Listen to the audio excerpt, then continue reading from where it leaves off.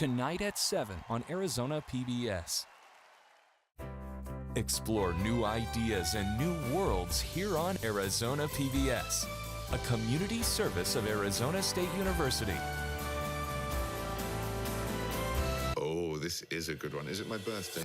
Now you can access more of your favorite PBS shows than ever before. You don't mean it. Yes.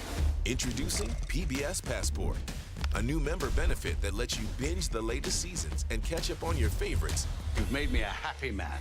Anytime you want, anywhere you are. Unbelievable. Awesome, isn't it? Support your PBS station and get Passport. Coming up next on Arizona PBS, Life and World. Your favorite PBS shows, ready to watch when you are. Anytime, any place. Find more ways to explore than ever before.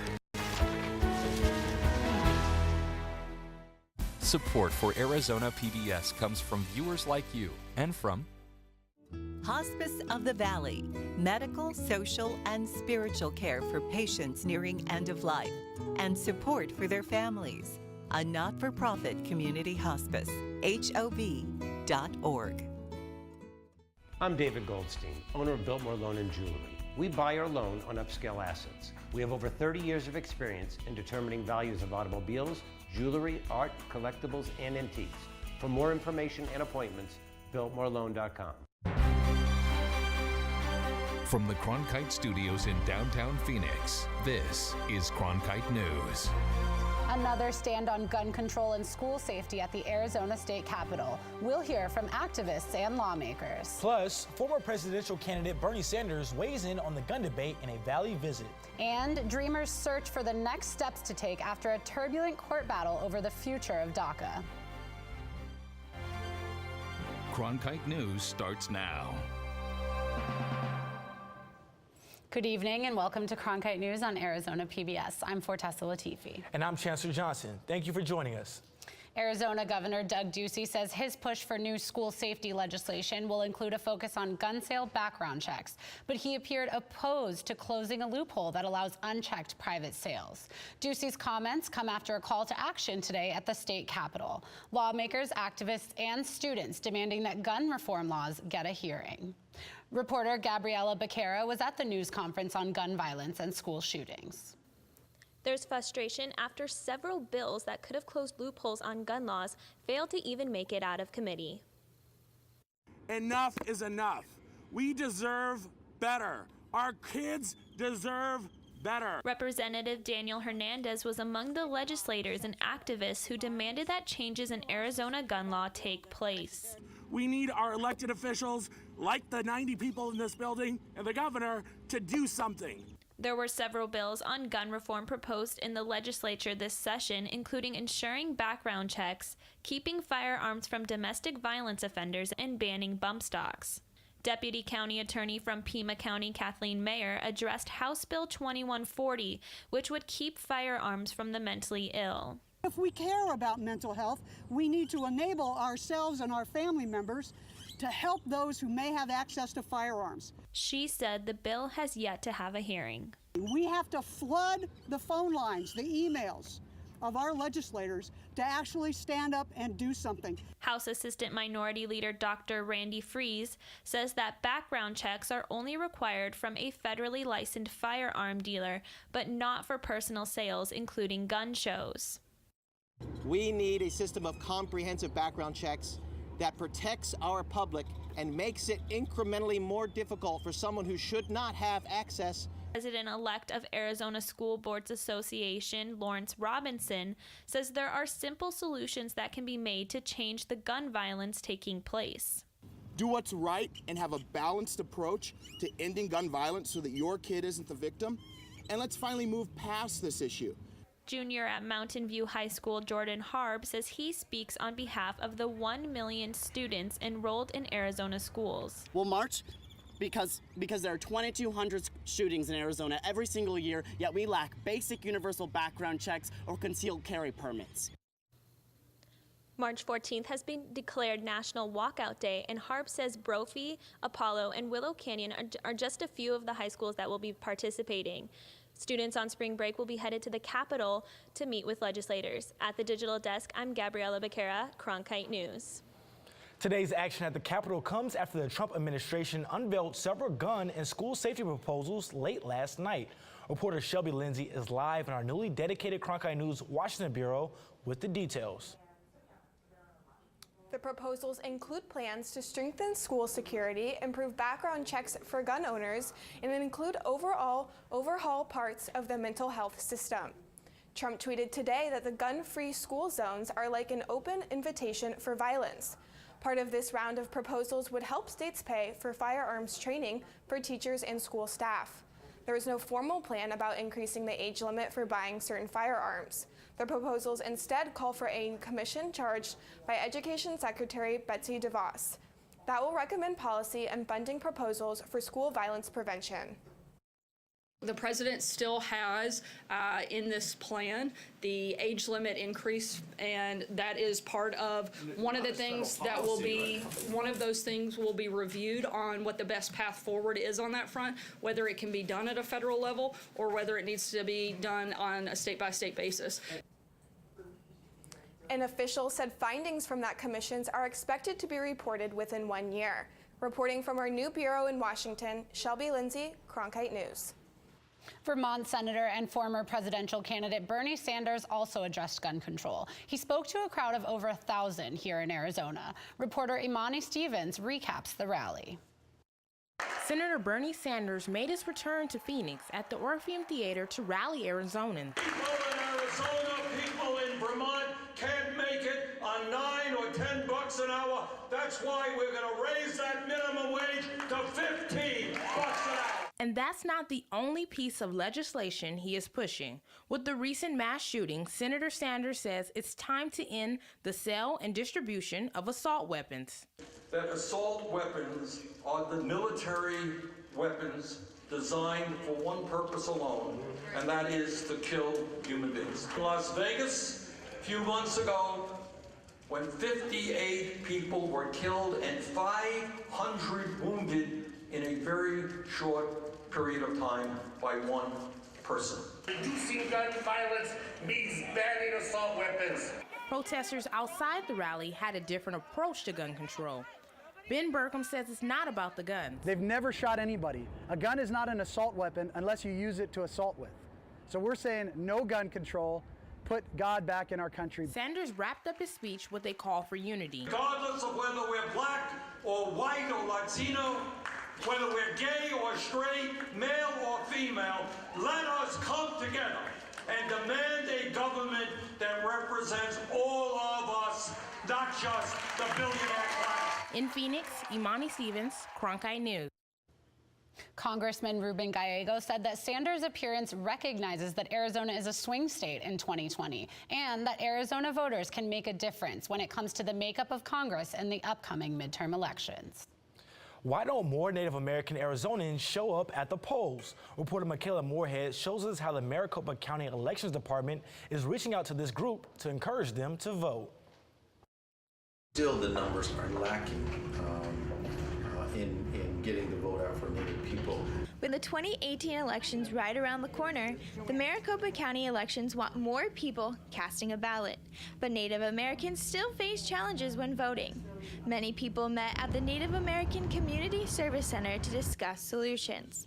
Shannon Rivers, a member of Gila River Indian Community, says Native Americans struggle to understand the issue of voting. 12,000 people that live in our community, maybe about 60% of them have the opportunity to vote. And out of those, only about probably 1,500 to 12, maybe 2,000 at the most vote. Also discuss lack of trust in the government, language barriers, and access issues are just some of the challenges Native Americans deal with. Adrian Fontes, Maricopa County recorder, says he understands the barriers Native Americans face when voting, but still encourages them to go out and vote. It's one of the fundamental rights of being an American citizen, and we cherish it, and we'd like to preserve it. And the more people that do it, the better chances we have of those rights being preserved. Although Rivers agrees Native American voter turnout needs to increase, he believes there are better ways of accomplishing this goal. Right now, we're looking at only two parties, the Democrat and the Republicans. Isn't there something else? There has to be something else.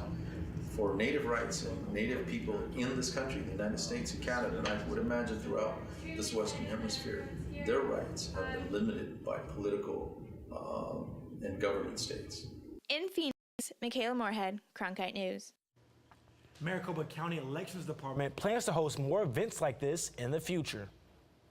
A new grant from the U.S. Department of the Interior and the National Park Service will provide $500,000 to the Mountain View Officers Club Preservation Project. It's part of a sweeping series of civil rights grants to preserve sites and highlight stories related to the African American struggle for equality. The Mountain View Officers Club on Fort Huachuca was built during the World War II era for African American officers. From 1892 to 1946, Fort Huachuca claimed the highest number of African American soldiers at a military installation in the United States. The Mountain View Officers Club was listed as one of America's 11 most endangered historic places in 2013. Homelessness is a big problem, not only in Phoenix, but in cities all across the country. Coming up on Cronkite News, how Phoenix and Los Angeles are addressing the absence of affordable housing that leads to homelessness.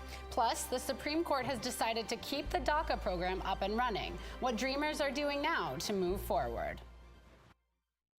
I'm Judy Woodruff, anchor and managing editor of the PBS NewsHour. The journalists of tomorrow face a fast-changing media landscape, but quality news remains vitally important to our communities, our country, and our world. At ASU's Walter Cronkite School of Journalism and Mass Communication, students learn solid, reliable reporting, holding the powerful accountable, and rebuilding the public's trust. The Cronkite School and Arizona PBS, preparing the next generation for a stronger future of journalism. As journalists at Cronkite News, we report on stories that matter to you by focusing on the local impact. We dig deeper and work tirelessly to keep you informed. Live in Wickenburg. Live in Los Angeles. In Cleveland. In Washington. In Louisville. From Jerusalem. Live in Philadelphia. From around the world to right here in Phoenix. At Cronkite News, we report the facts and stick to the truth. Millions of people die every year from drinking dirty water. I would never have felt I had the ability to do something without ASU pushing me. We built filtration systems out of local materials with the people. To see those kids drink clean water for the first time, it's the most rewarding feeling that you can ever have.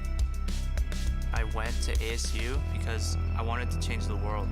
The thing I never would have expected is how the world would have changed me. President Donald Trump is visiting the U.S.-Mexico border tomorrow to look at prototypes for his proposed border wall. Trump will inspect the 30-foot-high prototypes built near San Diego last fall. One of the 8 wall slabs was designed and built by a Valley construction company. While building the wall was a centerpiece of Trump's campaign, right now only fence barriers extend 654 miles of border area. The DACA program is on life support. The Supreme Court has turned down the Trump administration's request to end DACA, which shields some 700,000 young immigrants from deportation. This decision buys the Dreamers more time. Cronkite News reporter Adriana de Alba explores what lawyers and community leaders are advising DACA recipients to do now. It's early in the morning and the DREAM Act Coalition in Arizona is already busy. DACA recipient Neftali Moreno thought he was working against a deadline and was desperate to reapply. I had my paperwork for like 2 weeks already and I wasn't really able to pay it out of pocket. The changing political status of DACA is upending lives and wreaking havoc on businesses and organizations that help immigrants. DACA recipients are not only going to community organizations for help, law offices like this one say it's been a busy time for them too. Seth Draper is an immigration attorney with the Salvatierra Law Group. He says in the last year, work has been all-consuming. Hola, Gilberto. ¿Cómo está? 12 hours a day, 7 days a week, and I would just have people asking me questions. His firm currently has around 200 DACA clients, and they're advising all of them to renew. Okay, muy bien. What do they stand to lose? I mean, at this point, it's really just money. However, the chance that they get those work permits for another 2 years, the chance that they stave off any adverse action by ICE, it's worth it. According to U.S. Citizenship and Immigration Services, more than 240,000 people requested DACA renewals in 2017. That's up more than 40,000 from the previous year. Immigration attorney Alma Montes de Oca says until Congress comes up with a permanent solution, advising clients is a challenge. Week by week, we're getting new decisions, depending on what circuits people live in, trying to figure out all those things. I think more than anything, it's frustration. Frustration, anger, and sadness.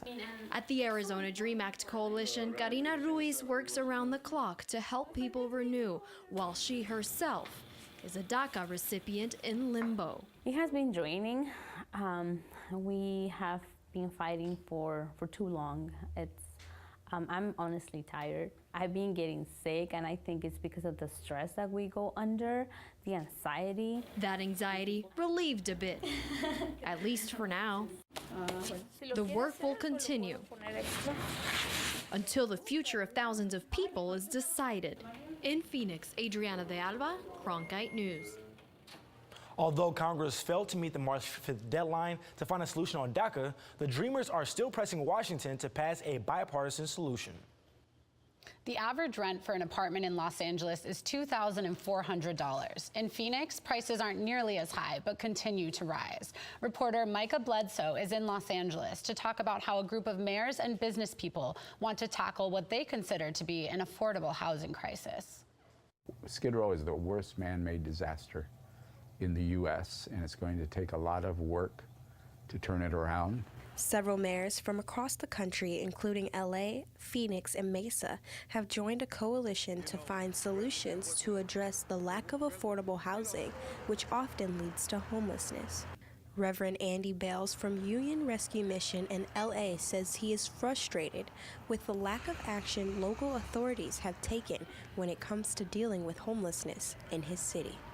We've got to not only get people off the streets immediately in shelters, but we also have to create innovative, affordable, smaller units that people with low income can actually afford to live in.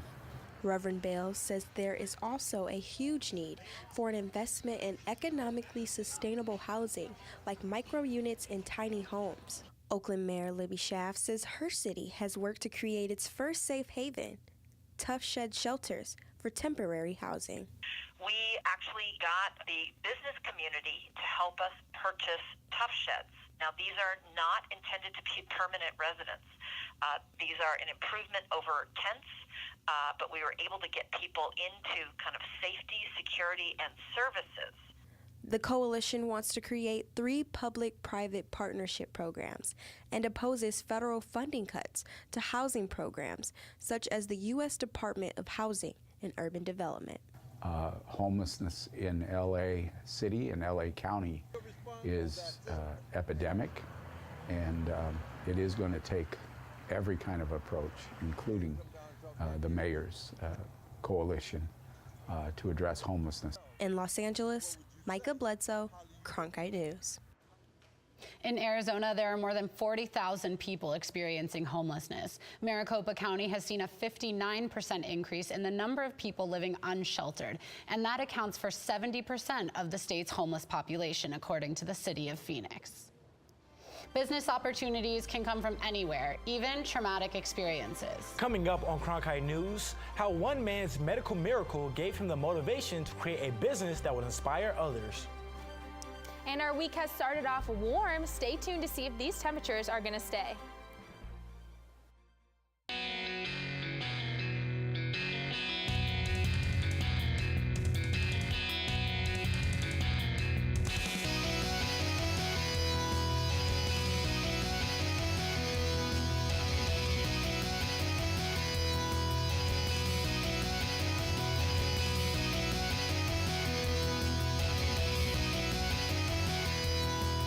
Cronkite News, weeknights at 5 on Arizona PBS.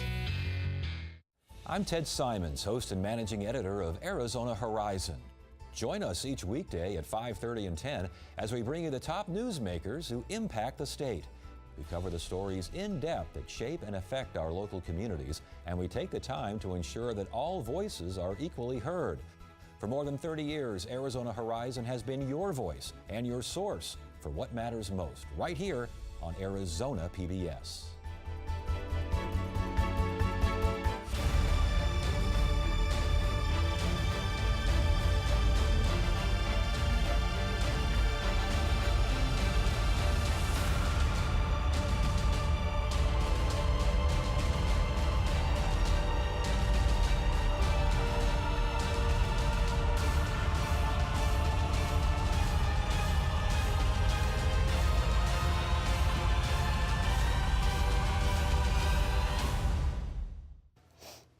According to Men's Health magazine, the multi-billion-dollar fitness industry is currently experiencing an explosion of growth. Reporter Tim Johns recently sat down with Mesa fitness guru Brenton Simmons to see why his desire to get into the industry professionally has been driven by reasons much deeper than money.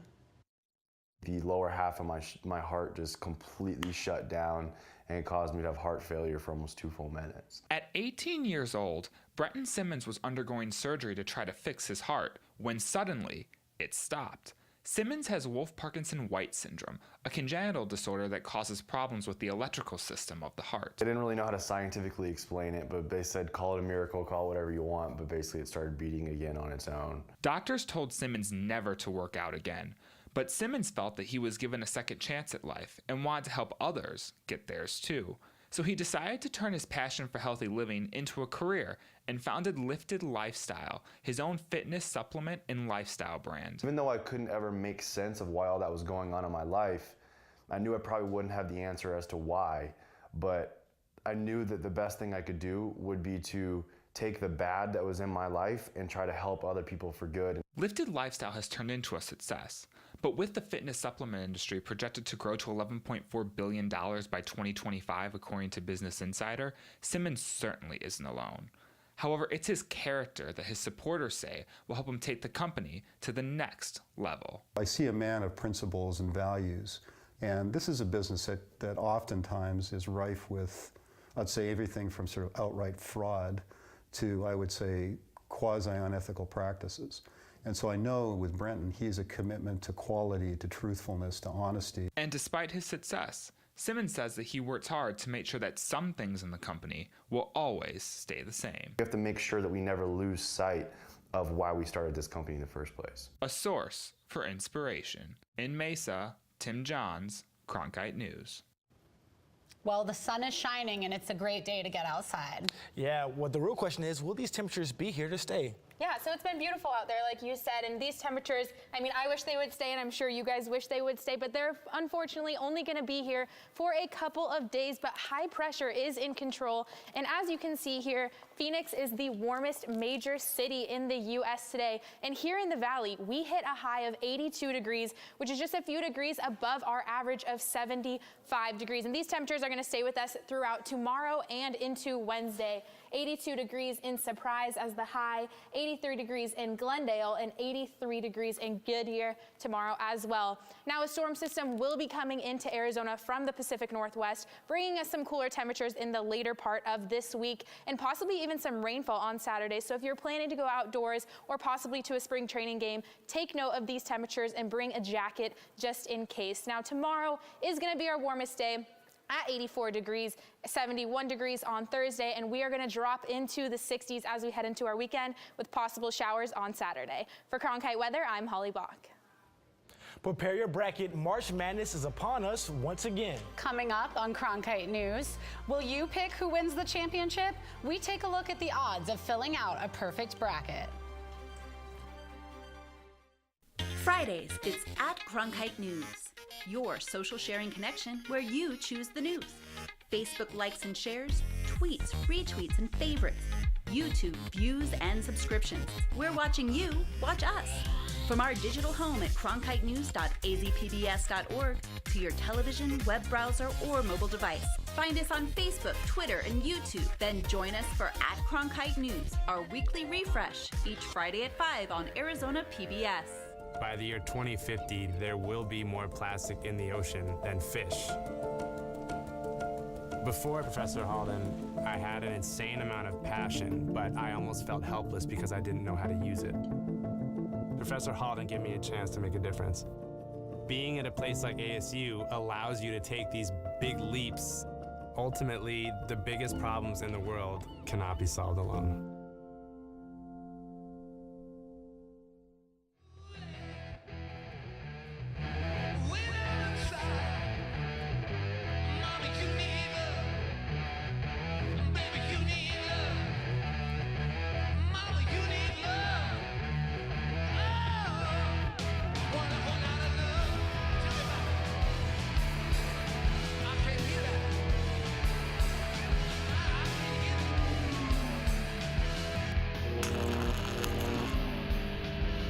I'm Jose Cardenas, host of Horizonte. Each week we bring you experts and community leaders to discuss the issues that are vital to our community here in Arizona. We cover the stories that affect and inspire us and our families, and talk to the newsmakers who shape the communities where we live. Horizonte is your source and your voice for what matters most here on Arizona PBS. It's official. 2 out of the 4 big Arizona basketball programs will be headed to the NCAA Tournament. First, Arizona State will have a chance to play into the big dance. This video shows the reaction of Coach Bobby Hurley and the men's basketball team when they found out about the big news yesterday. The Sun Devils went undefeated in the non-conference ranks and at one point were the 3rd-ranked team in the country. However, the team struggled during conference play, which raised doubt about whether they would make the tournament at all. The Sun Devils will take on Syracuse for their first matchup on Wednesday. The University of Arizona was also selected to participate in the tournament, though this selection comes with less of a surprise. However, the team has faced their own share of controversy this season. Arizona's bid comes amid looming allegations over a February 25th ESPN report that head coach Sean Miller was caught on an FBI wiretaping discussing a $100,000 payment to star player DeAndre Ayton.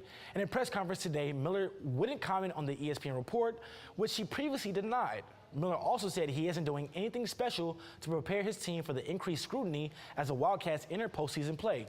He's just remaining focused on one thing. We just have to focus on what we can control, and that is our preparation for the next game. Arizona is a number 4 seed in this year's tournament and will play Buffalo on Thursday in Boise, Idaho. By the way, as you prepare to fill out your bracket, keep in mind you have a 1 in 9.2 quintillion chance of completing a perfect bracket, according to Forbes. Finally tonight, we want to send our congratulations to our Cronkite News and ASU family in the nation's capital. Today marked the grand opening for the new Ambassador Barbara Barrett and Justice Sandra Day O'Connor Washington Center. The 32,000 square foot 8-story center is in a historic building just 2 blocks from the White House. It's home to our Cronkite News Washington Bureau, but also the McCain Institute for International Leadership, the Academy for Innovative Higher Education Leadership, and the Center on the Future of War. The building and ASU's overall work in Washington will be celebrated with a series of events this week, which you can watch on the ASU Facebook Live page. That's it for Cronkite News tonight. Thanks for joining us. For top Arizona stories anytime, go to cronkitenews.azpbs.org.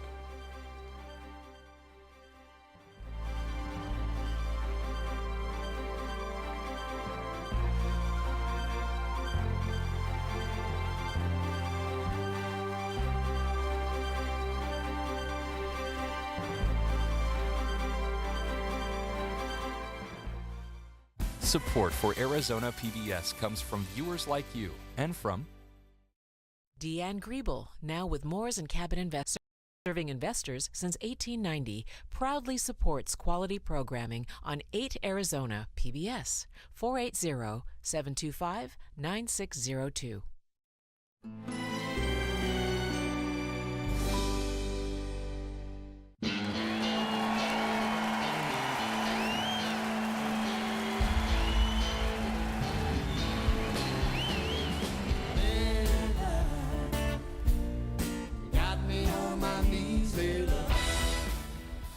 Tonight at 9 on Arizona PBS.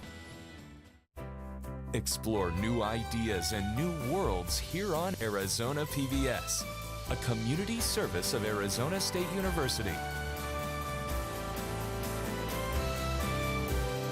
There are many ways to support your station, but the easiest way is to become a sustaining donor. Hi, I'm Paula Kerger, President and CEO of PBS. Here's how it works. You set up your bank account or credit card to make an automatic contribution every month in support of the programs you count on from your PBS station. You can choose any amount that works for you, $5, $10, $20 a month or more. It's up to you. You'll be able to spread your support throughout the year and never have to worry about remembering when it's time to renew your membership. Best of all, your monthly donations help ensure that all of your cherished PBS programs will be there for you. It takes just a couple of minutes to set up your ongoing monthly donation, so please give us a call or visit us online right away. Thank you. Coming up next on Arizona PBS, Life and World. Hello, I'm Paula Kerger, President and CEO of PBS. I am so pleased to see the next generation of journalists emerging from the Walter Cronkite School of Journalism. Arizona PBS takes great pride in maintaining the highest standards of ethical journalism shared by national shows such as the PBS NewsHour, Washington Week in Review, and Frontline. From the issues facing this community to the challenges and opportunities across the country and around the globe, PBS will continue to be a leader in news and public affairs. From all of us at PBS, thank you for your support of Cronkite News. Arizona PBS would like to thank Bertha's Cafe for their support of public television in Arizona. Support for Arizona PBS comes from viewers like you and from Hospice